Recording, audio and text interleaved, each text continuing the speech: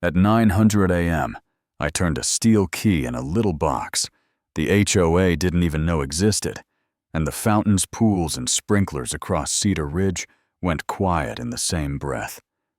By dusk, their president was begging into a dead microphone, while a deputy clicked cuffs around her wrists, and my trail cam footage of her crew dumping poison into my reservoir still flickered on the clubhouse wall. If you've ever wondered how a bully loses to an old engineer with receipts, here's how it went down. Most mornings, I'm up before the sun thinks about climbing the ridge coffee in a dented thermos. Hands remembering a cane pole rhythm my knees can't match anymore. The surface of Barrett Reservoir, black as glass and steady as a heartbeat. That little lake out back isn't a feature or a hobby to me. I carved it into the hillside decades ago with a rented excavator, 2 stubborn winters, and a marriage that survived both. And it's where my granddaughter Ava found her voice again, after months of silence, sitting on the flat slab. We call Ava's Rock, whispering about a turtle that looked sleepy, while I pretended my eyes were just watering from the wind. That place is our church, you know what I mean. And on the morning this started, I was tying a fly in the half-dark, when heels clicked on the trail like someone trying to teach the woods to mind. Clipboard perfect hair, a smile that never reached the eyes. "Good morning, Mr. Barrett." "I'm afraid I have to address an issue," she said, and even the word "good" sounded like a ticket. "You're on private land." I kept my voice straight and my eyes on the line. "Hallbridge," she said. "Karen Hallbridge, president of Cedar Ridge HOA. Your reservoir is visible from our community nature trail.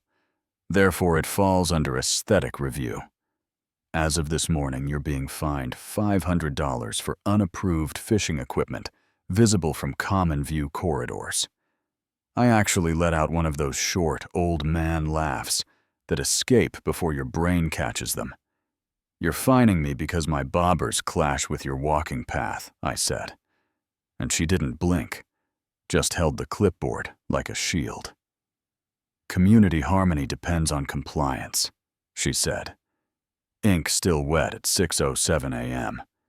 And I told her as politely as a man can before coffee that my reservoir sits on Barrett. Deeded land with Barrett. Water rights recorded before those bylaws were a twinkle, that the easement she's thinking of lies 100 yards from the water, that there's a fireproof safe with stamps and dates waiting to be admired. The board's interpretation supersedes vague legacy paperwork. She said turned on her heel and left perfume hanging in air that should have smelled like pine and cold water, which is to say, it smelled wrong. My daughter Olivia, who saves strangers in an ER on no sleep, begged me to let it go. "Dad, she's a clipboard with legs, don't give her the fight she wants," so I put on a clean shirt, stacked my documents in a binder, and went to the clubhouse meeting like a man who still believes the room might listen.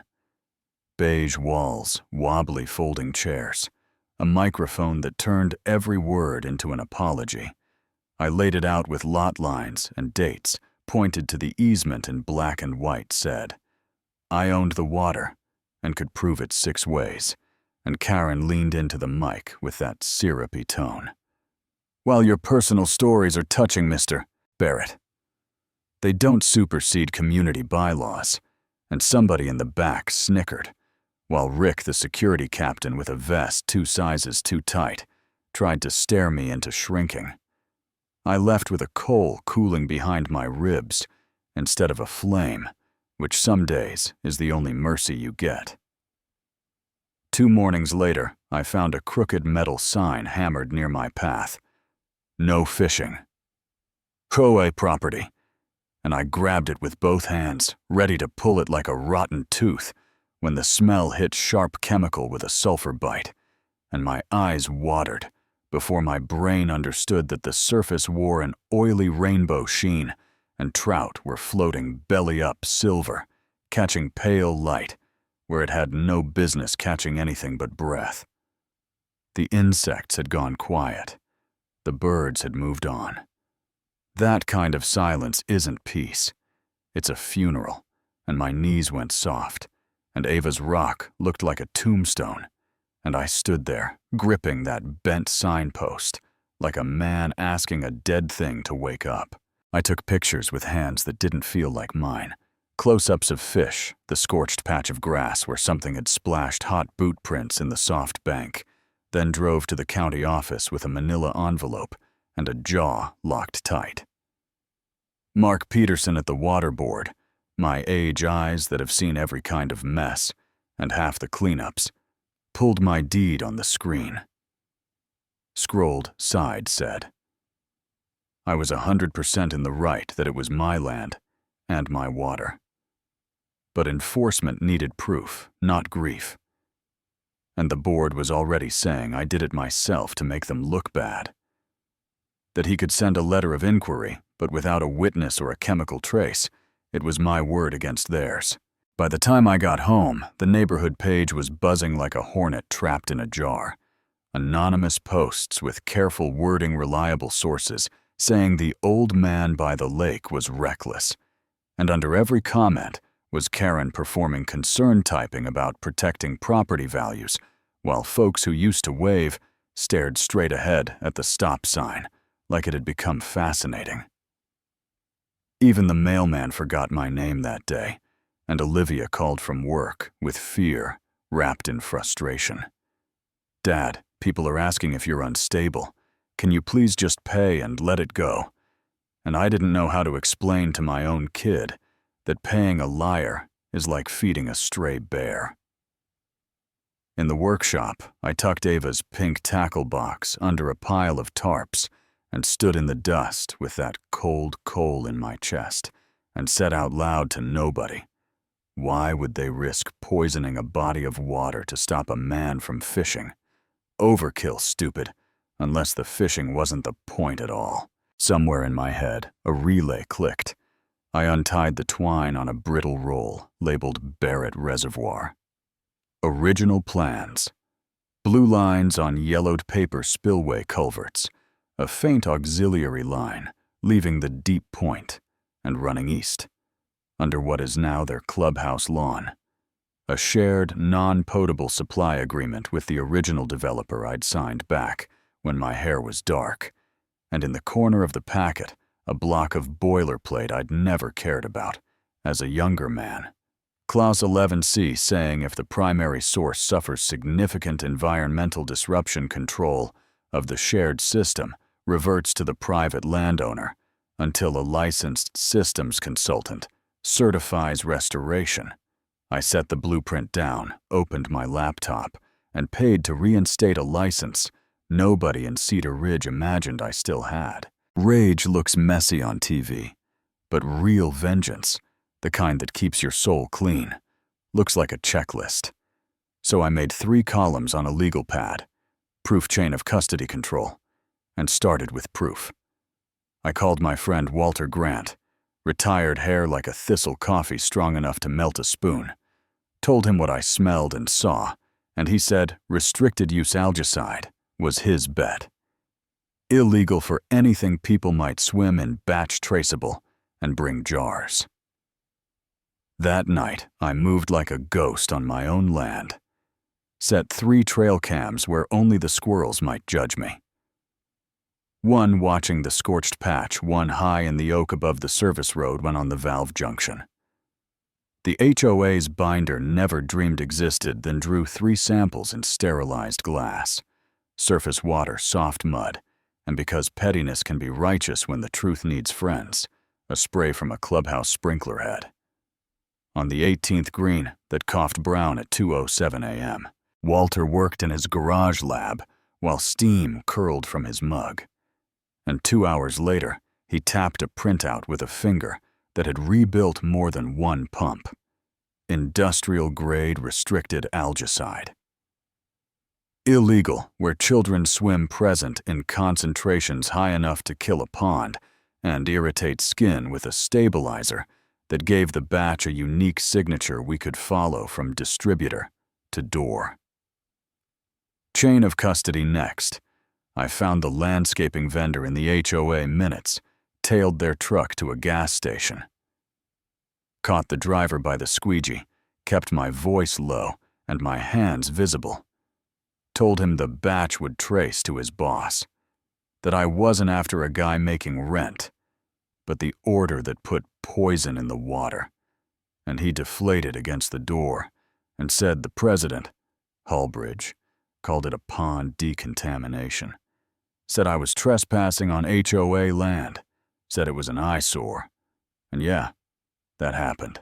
Control was a beautiful piece of steel that weighed like a promise. A high-pressure filtration valve I wrenched into the junction box. In wet clay up to my shins. Checked twice. Then at 5:00 a.m., the sprinklers across the ridge coughed and died to a weak sputter, and my phone rang from an unknown number. Mr. Barrett Karen said, panic peeking through the varnish. There appears to be a pressure problem at the clubhouse. We need to talk now. And I let it go to voicemail while the neighborhood printed flyers for an urgent water meeting. The room was packed, rumor humming like a hive in a bucket, his restless grown-ups mad at physics, Sharon. At the podium with a blouse losing a fight to sweat a city water official on speaker calmly saying the municipal lines were fine. The issue was their secondary system, and Karen cut him off and pointed at me. This sabotage traces back to Mr. Barrett. He has shown willingness to damage community resources. And I stood without raising my voice and said, Ma'am, you are mistaken. And the room exhaled as I set a pocket projector on a table, and the wall went dim. Slide 1. A clean scan of my blueprint with the auxiliary line bright as a vein. I'm Tom Barrett, retired civil engineer 40 years ago. I helped design these systems. This red line is the non-potable supply from Barrett Reservoir to your pools and lawns. Slide 2 trail cam video time-stamped at 3:11 a.m. A truck backing down the service road canisters hauled under headlamps a pour at the water line. Slide 3 Walter's certified lab report with the compound name and batch signature underlined like scripture. A father in the front row shot to his feet so fast his chair squealed. My kid swam in that pool. He shouted at the podium, and in the back, the treasurer. Melinda went white and whispered that she'd warned the president that she was resigning right now. And Rick, the security guy, stopped pretending his vest made him taller. I clicked to Clause 11C bold on the wall and said simply that due to the significant environmental disruption of my primary source operational control of their non-potable system had reverted to me until I, as a licensed systems consultant, certified my reservoir restored, and the room went quiet in that heavy way. Truth sometimes lands. Then it cracked into noise and blame and a little hope, and I leaned into the mic for one sentence. At 9:00 a.m. tomorrow, the system will be shut off completely until my reservoir is healed. I slept well for the first time in weeks, then walked to the junction at dawn and turned the key, felt the thud in the soles of my boots as the flow stopped, and the fountains stiffened like they'd been caught lying, which in a way they had. The letters started that afternoon, anonymous misspelled mean, and the calls to the county that Peterson politely forwarded. Then the thing bullies always do when the paper crown burns. Karen crossed a line into real crimes, tried to cut my service gate at 1:43 a.m. Failed, came back the next evening, and half climbed my split rail fence before my floodlights pinned her like a raccoon. Evening, Ms. Halbridge. I called from the porch with my phone in my hand. Looks like you're trespassing. And the deputy who arrived was young and professional and tired. Watched the trail cam clip, looked at her. At me, back at her, and said, "Ma'am, turn around, and the sound of cuffs closing is not loud, but it's final." By noon, the board held an emergency session without her, and I stood against the wall with a cooling coffee and a closed binder, while they read a motion to remove their president and revoke her seat effective immediately for cause. A second hand's raised eyes that wouldn't meet mine. Then did a gavel strike on a plastic table that still sounded like relief. And that's where I cut the story, not because there isn't more, but because consequence is the cleanest ending some days. So here's the part where I ask you something real. Was I right to turn the key and hold that valve until the water that healed my granddaughter is made whole again? Or did I go too far and become exactly the villain they wanted people to see? You tell me. Where are you watching from, and where would you draw the line between community rules and a person's home, between order and overreach? Drop your take in the comments. Share your own HOA or bully story if you've got one, and if you believe sunlight. And receipts beat rumor and power trips, tap subscribe so we can keep putting the truth on the wall.